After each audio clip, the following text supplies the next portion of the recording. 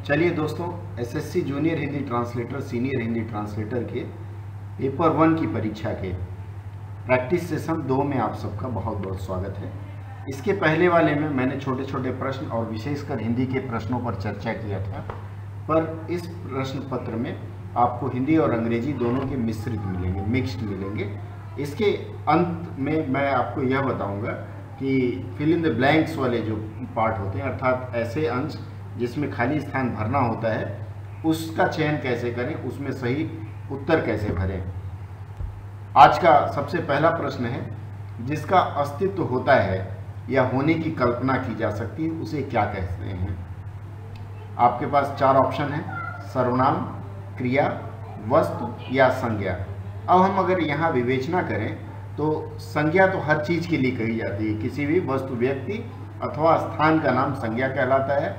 संज्ञा के बदले जो शब्द प्रयोग हो वह सर्वनाम होता है और क्रिया से करने या होने का भाव प्रकट होता है। अब यहाँ जो प्रश्न है उसका कहना है जिसका अस्तित्व होता है या होने की कल्पना की जा सकती है, तो संज्ञा और सर्वनाम दोनों उत्तर यहाँ हो सकता है, क्रिया नहीं होगी। इस लिहाज से अब एक अगला शब्द बचता है वस्तु।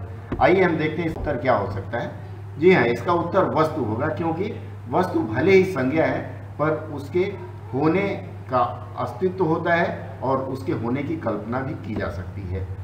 अब आते हैं प्रश्न संख्या 2 पर। प्रश्न संख्या 2 कहता है, समूहवाचक संज्ञा के अंतर्गत रखा जाने वाला शब्द, अर्थात इन 4 शब्दों में से समूहवाचक संज्ञा कौन सा शब्द हो सकता है।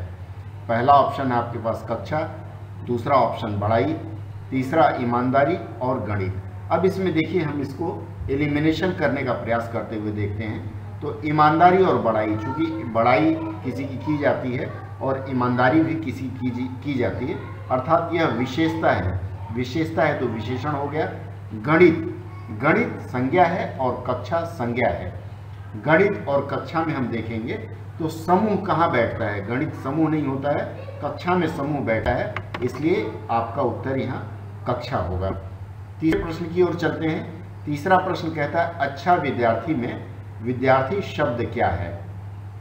प्रश्न को ध्यान से पढ़ेंगे।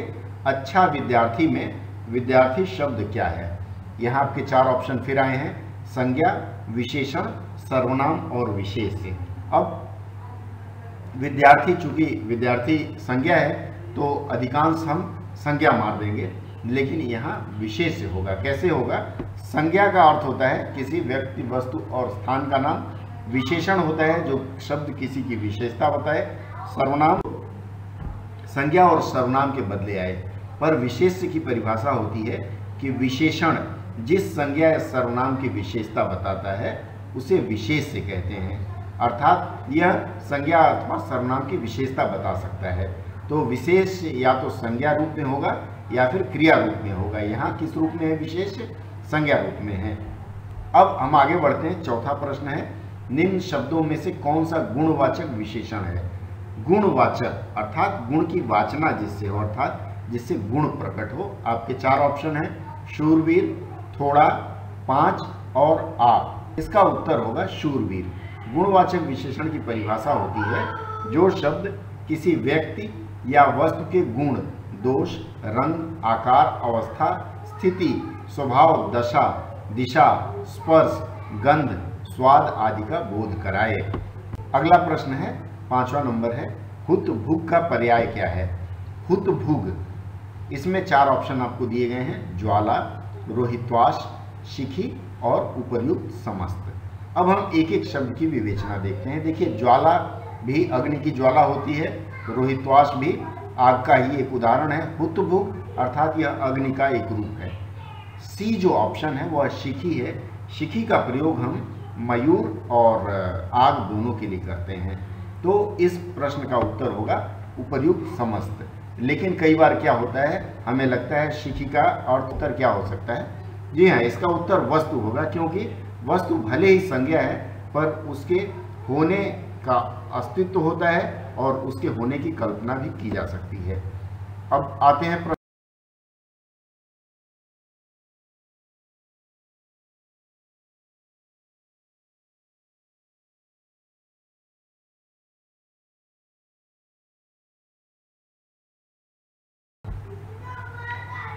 अब हम अगले प्रश्न की ओर चलते हैं। अगला प्रश्न कहता है शब्द धन अर्थ, इसके योग से जो शब्द बनेगा वह क्या बनेगा।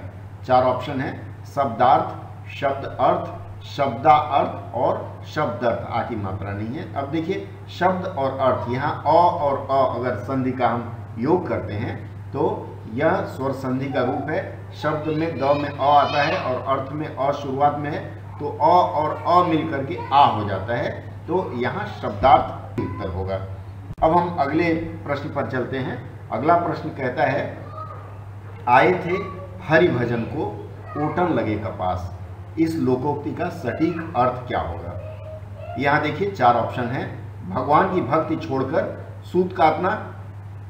अगला ऑप्शन है भगवान के भजन में विघ्न आना। अगला ऑप्शन है जिस काम के लिए जाए उसे न कर कोई और ही काम करने लगना। उसके बाद का ऑप्शन है सांसारिक कार्यों में लिप्त होकर उसे भगवान की भक्ति मानना। यहाँ आप क्या ऑप्शन लेंगे, तो यहाँ सी ऑप्शन होगा, जिस काम के लिए आए थे उसे न कर कोई और काम करने लगना। 7वां प्रश्न है आंख का अंधा गांठ का पूरा, इस लोकोक्ति का सही अर्थ क्या होगा। पहला ऑप्शन है धनी किंतु मूर्ख, पढ़ा लिखा किंतु नासमझ। तीसरा ऑप्शन है असभ्य मनुष्य और चौथा है मूर्ख किंतु धनी। क्या होगा इसमें, आंख का अंधा अर्थात मूर्ख और गांठ का पूरा धनी, तो डी ऑप्शन होगा। ए और डी दोनों में एक जैसे लगते हैं, लेकिन प्रश्न के स्वरूप को देखते हुए आपको यह निर्णय लेना है। पहले आंख का अंधा आया है तो आंख का अंधा अर्थात मूर्ख का प्रयोग होगा। अब अगले ऑप्शन में हम चलते हैं। अगला ऑप्शन कहता है परिच्छेद में कौन सी संधि है। परिच्छेद ऑप्शन है व्यंजन संधि, गुण संधि, दीर्घ संधि और अयादि संधि। अब हम आगे देखते हैं क्या इसका उत्तर होगा। यहाँ उत्तर कहा जा रहा है व्यंजन संधि की परिभाषा क्या होगी, संधि करते समय व्यंजन के साथ स्वर या कोई व्यंजन मिलता है और जो रूप का परिवर्तन होता है, अर्थात यहाँ परिच्छेद में परि और च है, च परिच्छेद, परि धन छेद बनता है, अर्थात स्वर के साथ व्यंजन, छ व्यंजन है, तो ये जो ई छोटी और च मिलता है यह बाद में आधा च छ हो जाता है, तो इसका परिच्छेद बनता है परिधन छेद, इसलिए यह व्यंजन संधि है। अगला प्रश्न है इम्प्लीमेंटेशन के लिए सही पारिभाषिक शब्द क्या होगा।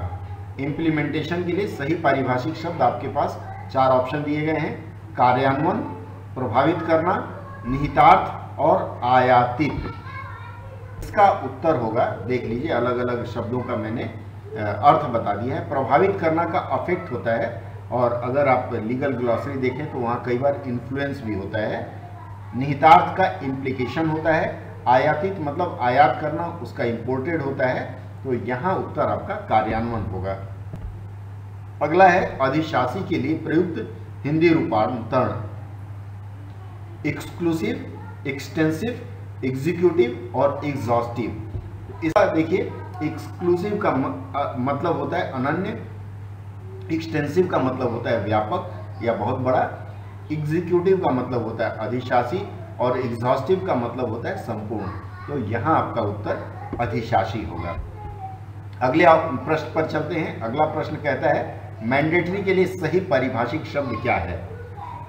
अधिदेशात्मक, आवश्यक, आदेशात्मक और विवेकशील। देखिए पारिभाषिक शब्दावली में कई शब्द हैं जो रूढ़ हो गए हैं, अर्थात उनके लिए जो शब्द निर्धारित कर दिया गया है आपको उन्हीं शब्दों का प्रयोग करना है। तो आइए अब इसका देखते हैं ऑप्शन क्या है।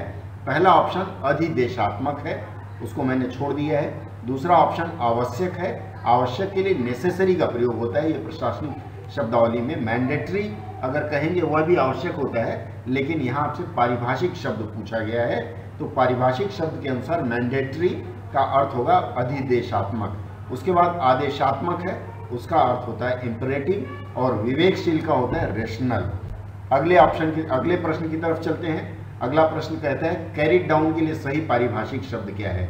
ध्यान रखिए मित्रों, ये जितने प्रश्न हैं पारिभाषिक शब्द के रूप में हैं और ये किसी न किसी परीक्षा में पूछे गए हैं। इसका पहला ऑप्शन आपको दिया गया है मनोनीत, दूसरा है स्थगन, तीसरा अधोनीत और चौथा है अधीन। आइए अब इनके ऑप्शन देते हैं। मनोनीत का होता है नॉमिनेटेड, स्थगन का होता है पोस्टपोनमेंट या मोराटोरियम। मोराटोरियम का प्रयोग बैंकिंग शब्दावली में होता है, क्योंकि अभी हाल ही में कोरोना के कारण बहुत सारे लोगों के जो लोन चल रहे थे, EMI चल रहे थे, उनके स्थगन अर्थात 2-3 महीने या 4 महीने का बैंक ऑप्शन दे रही थी कि आप 4 महीने बाद इसका भुगतान कर सकते हैं, तो यहाँ मोराटोरियम होगा। इसके बाद आता है अधोनीत। अधोनीत का अंडरलाइंड या कैरी डाउन होगा, इसलिए सही उत्तर यहाँ अधोनीत होगा। अधीन जो शब्द है उसके लिए ऑप्शन है सब्जेक्ट टू या फिर सबऑर्डिनेट। सबऑर्डिनेट दरअसल अधीनस्थ के लिए प्रयोग होता है, लेकिन कई लोग आपके अधीन काम करने वाले लोगों को अधीनस्थ न लिख करके अधीन कहते हैं और इसलिए यहाँ सबऑर्डिनेट का प्रयोग हो सकता है। देखते हैं क्या इसका उत्तर होगा। यहाँ उत्तर कहा जा रहा है व्यंजन संधि की परिभाषा क्या होगी। संधि करते समय व्यंजन के साथ स्वर या कोई व्यंजन मिलता है और जो रूप का परिवर्तन होता है, अर्थात यहाँ परिच्छेद में परि और च है, च परिच्छेद, परि धन छेद बनता है, अर्थात स्वर के साथ व्यंजन, छ व्यंजन है, तो ये जो ई छोटी और च मिलता है यह बाद में आधा च छ हो जाता है, तो इसका परिच्छेद बनता है परिधन छेद, इसलिए यह व्यंजन संधि है।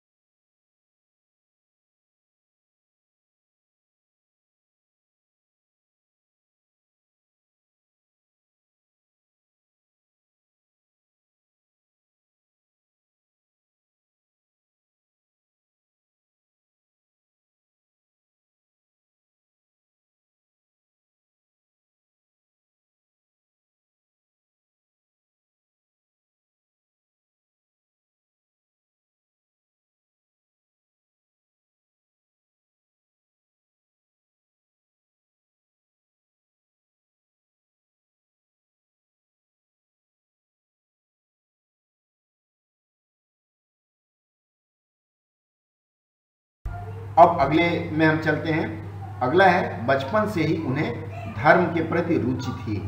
12 वर्ष की आयु में इनका खाली स्थान है। 53वां प्रश्न है इंदौर के राजा मल्हार राव होलकर के पुत्र खंडे राव के खाली स्थान हुआ। अब देखिए इनका खाली स्थान है इंदौर के राजा मल्हार राव। अब आप ये सोचिए कि इंदौर के राजा से किसी महिला का क्या हो सकता है, सगाई, विवाह, विवाद या निभाव। तो विवाद हो नहीं सकता क्योंकि झगड़ा तो चल नहीं रहा है, इतनी कम उम्र में किसी का झगड़ा नहीं होगा, महिला पुरुष का तो झगड़ा होने का प्रश्न ही नहीं है। सगाई थोड़ी देर के लिए आप सोच सकते हैं सगाई हुआ था, लेकिन जब इसमें विवाह हमें मिल रहा है तो विवाह से ही कहानी आगे बढ़ेगी, तो विवाह का यहाँ हम प्रयोग करेंगे या विवाह सही उत्तर है। इसके बाद खंडे राव के 54 नंबर खाली स्थान है हुआ था। के के साथ से का प्रयोग नहीं होगा, जो ए में है के से करेंगे तो गलती हो जाएगी, अर्थात 2 कारक चिन्ह एक साथ प्रयोग नहीं होगा। के हाथ प्रयोग करेंगे तो भी नहीं होगा क्योंकि कारक चिन्ह के बाद इस हाथ का प्रयोग यहाँ उचित नहीं है। लिए का भी प्रयोग यहाँ उचित नहीं होगा, तो यहाँ क्या होगा, किसी का विवाह दूसरे के साथ होता है, तो यहाँ 7 का ऑप्शन हम लेंगे। मित्रों आज के लिए बस इतना ही। अगर आपको यह पसंद आया हो तो अपने मित्रों से भी साझा करिए। फिर अगले अंक में बाकी कुछ और प्रश्नों के साथ हम उपस्थित होंगे। और हाँ, ध्यान रहे बीच बीच में पेपर 2 की तैयारी के संबंध में भी मैं चीज़ें आपको पोस्ट करता रहूँगा, अपलोड करता रहूँगा। और मैं चाहूँगा कि जो भी मेरे दर्शक हैं वो अच्छे अंकों से SSC अनुवादक ही नहीं, हिंदी अधिकारी की परीक्षा भी पास करें, उसमें चुने जाएं। और इसके लिए बहुत ज़रूरी है कि आप सच्ची लगन के साथ लगे रहें। फिर मिलते हैं। मेरे चैनल को सब्सक्राइब, लाइक और शेयर करना ना भूलें। धन्यवाद।